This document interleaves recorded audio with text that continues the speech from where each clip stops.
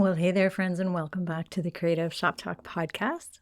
I'm your host, Wendy Batten. This is episode number 224. I still blows my mind sometimes when I say that out loud, but here we are, 224 episodes in, and I want to thank you for listening. I also want to give a shout out to those of you who have reached out to me about episode 221, the episode that I did with Jeffrey Shaw about being exceptional in all areas of our retail business.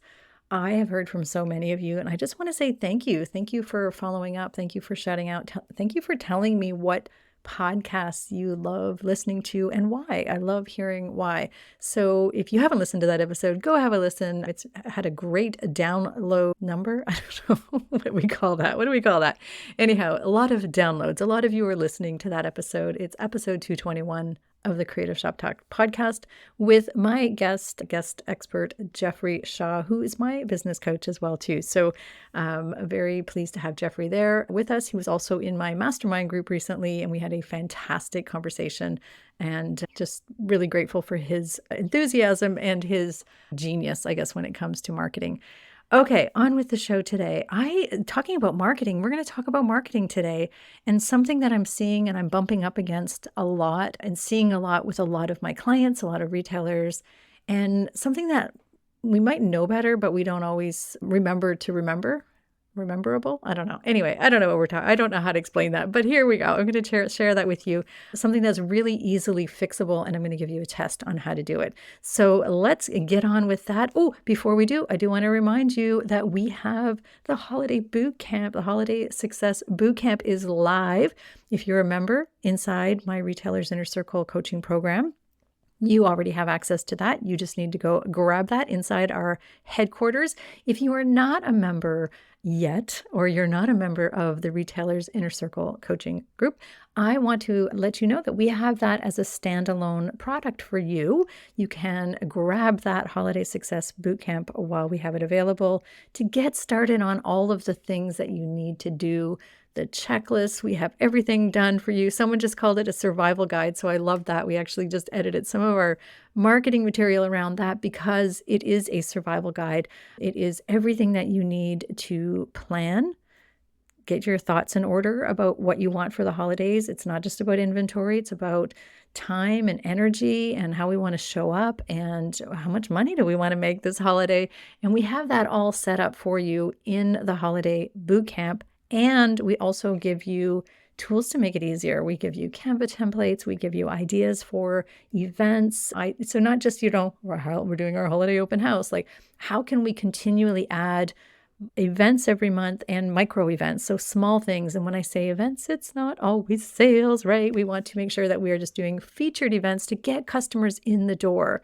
As a brick and mortar retailer, we are different. We are not just like getting traffic to our website. We are actually inviting humans to walk across the threshold of our shops and walk in the door and buy our things. And this year, just like every other year, customers will be buying from retailers, and statistically over 80% of shopping is still done in person. So stop telling yourself that people are not shopping. They will still be shopping. So we want them to choose you. So I want you to go grab that Holiday Success Bootcamp. It's easy peasy. You can just find it on my website at wendybatten.com. And again, if you're a member of the Retailers Inner Circle, my coaching group, you already have access to that. So you just have to go grab it in the headquarters.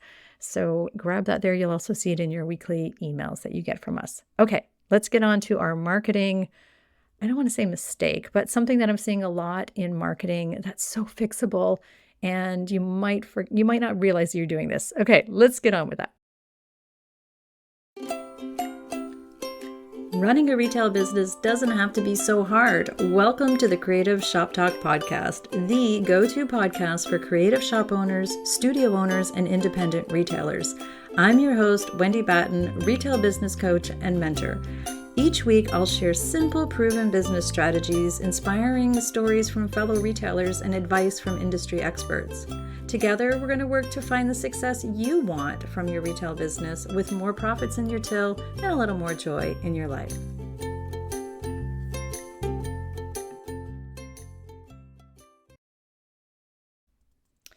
Okay, so one thing that I'm seeing over and over again, many, many, many retailers are doing this and maybe not realizing that it's a mistake, but that is making the assumption that people know what we do and what we sell. And a lot of it is, I do it all the time. I'm going to be honest.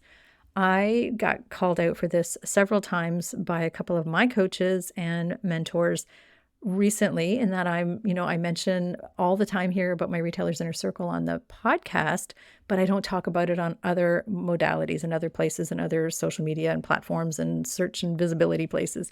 So that's what I'm talking about. It's making an assumption that people know what you do, what you sell, the services you offer. Like, you might have a fabulous back end service that goes with your business or your store. And you're like, I don't know why we're hardly selling any of this. And then we get grumpy about it, right?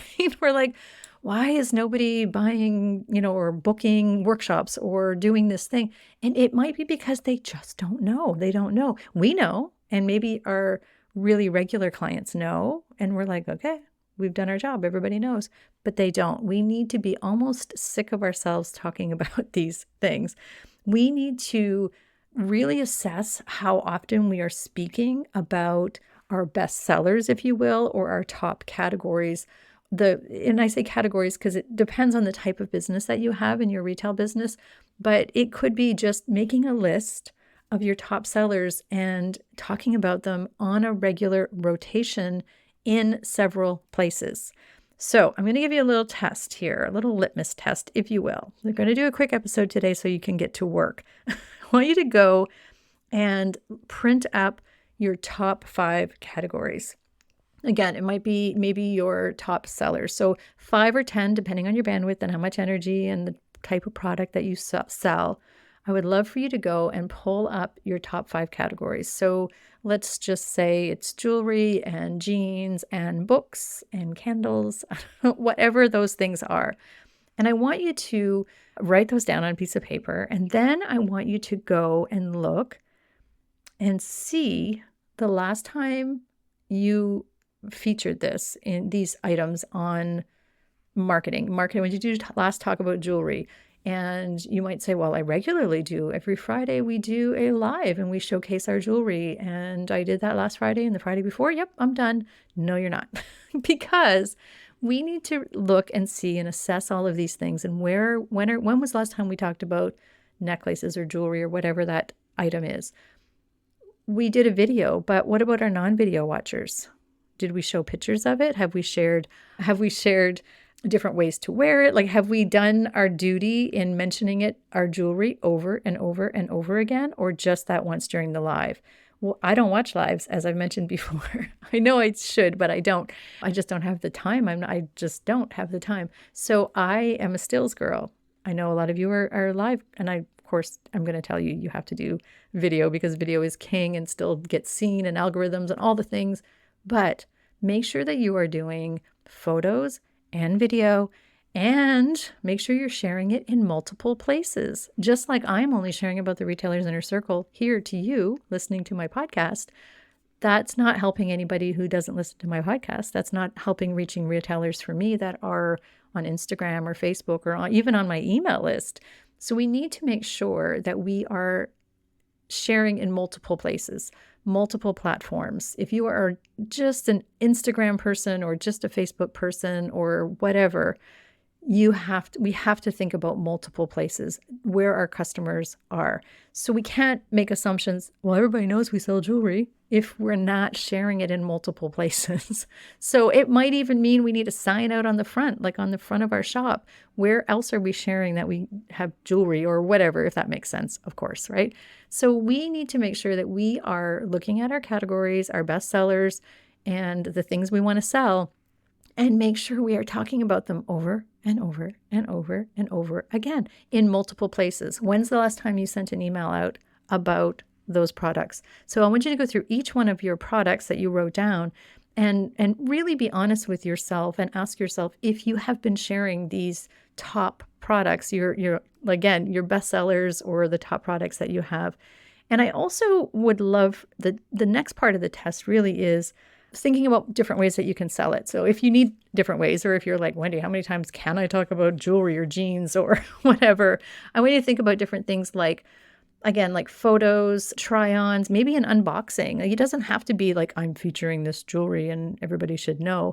We just want to be mentioning our jewelry. So behind the scenes on your staff, maybe trying the jewelry on or the jeans on, about how it's manufactured, where it's coming from, like all these different things, like some cool feature. People love that. They love the story behind the brands that you carry. And again, don't share that story once. Share that story over and over and over and over again. We call those evergreen posts, right? We want to, it might even be the same post you share over and over and over again. Just try a this or that. Do you like crop jeans or, wide leg jeans? This or that helps you solidify that you have jeans in your shop or jewelry or books or whatever that thing is that is your top seller. So just remember, we want to do it multiple times on multiple platforms, again, so we can reach more people. Stop making assumptions, which we all do. Just remind yourself to not make assumptions that people know what you do and what you have inside your shop. I see this consistently.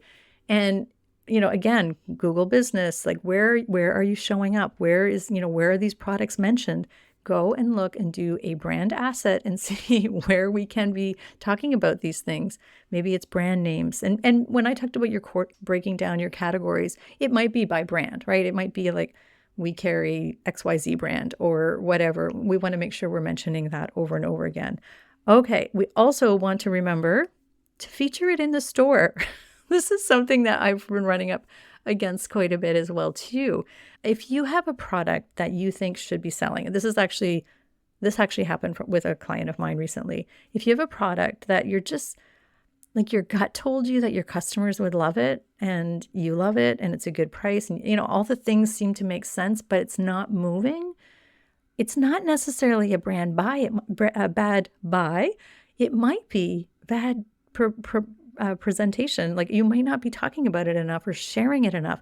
So maybe even in the store, right? In your store. So those top sellers, those best sellers that you have, which, maybe also add a product on that list of 5 that I gave you or I told you to do, add a product line maybe in your shop that you think should be doing, and pay attention and try to market that. So it could be your best sellers plus a slow seller that you think should be doing well. So in your store, feature it, highlight it, put a sign up that says customer favorite, or did you know these are whatever, like, are you really honestly, truly, have you put the work in recently? And I say recently because a lot of us do launches of new products, let's say a new product that comes in, and we talked about it for like 3 weeks before it came in, and then we talked about it when it came in, and we're really excited about it. And then we just sort of like, it's on a nice shelf and it looks good, and we're doing all the things and merchandising and all of those things that Wendy says to do and customers love, but it's just not moving. But maybe we haven't talked about it in a while. So I just want you to go back and be honest with yourself. Are you doing the work? Have you moved it around the shop? Has it been featured? Has it been highlighted or spotlighted or product of the week? Or has it been mentioned in your email?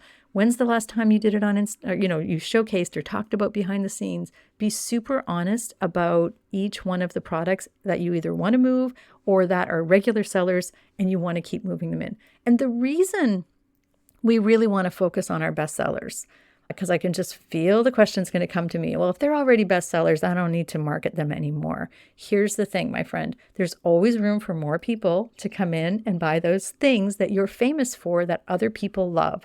So we want to talk about that so we can move more of those things. We never have enough customers, right? There's always product we can move. The second thing is, so now we're going to introduce it to new people. The second thing is, the reason we want to talk about bestsellers over and over and over and over again, you might be sick of talking about them yourself. Or again, you might think, well, everybody knows I sell paint because I've talked about it. I haven't talked about it in a while, because you just assume that you've talked about it, right? So we make that assumption as well too. But the other side of that is that not only will we get new customers, but we'll remind our older customers or our regular customers, oh, that's right, I need a new pair of jeans. I'm going to come in and get some, or they have jewelry.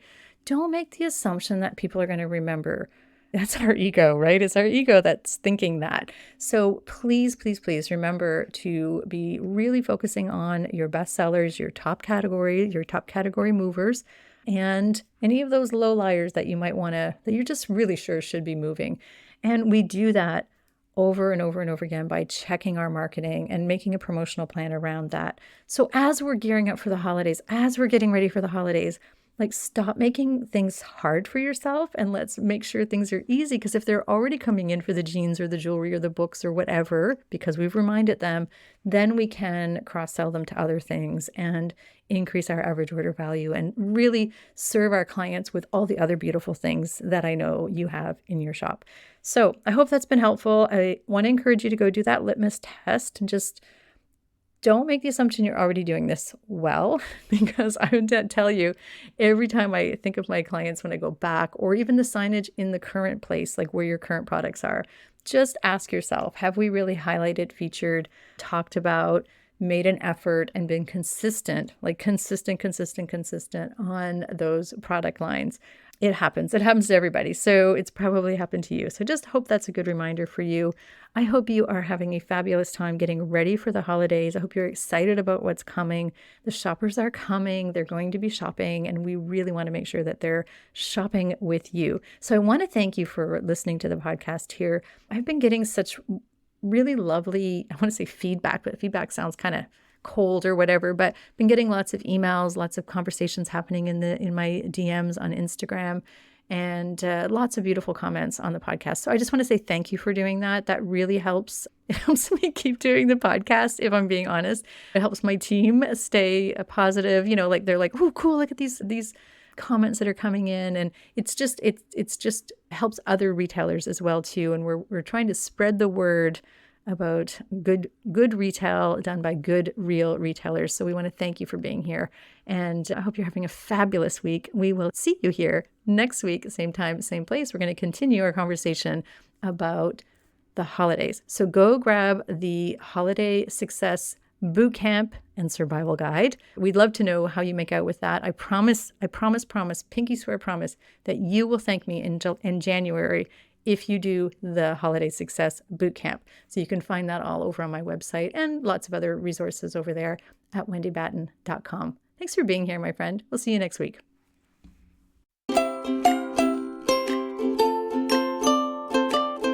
Well, that's it for this week's episode of the Creative Shop Talk podcast. I'm so glad that you were here to join us this week, and I hope you found value in what we're sharing here. I want to remind you that our website has all of the show notes. You can find it at wendybatten.com/podcast.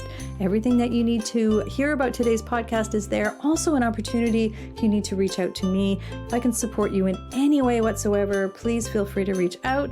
So thanks for joining us. Please leave a review, subscribe if you can, and never miss an episode. We hope to see you back here again next week. Thanks, my friend. Have a great week.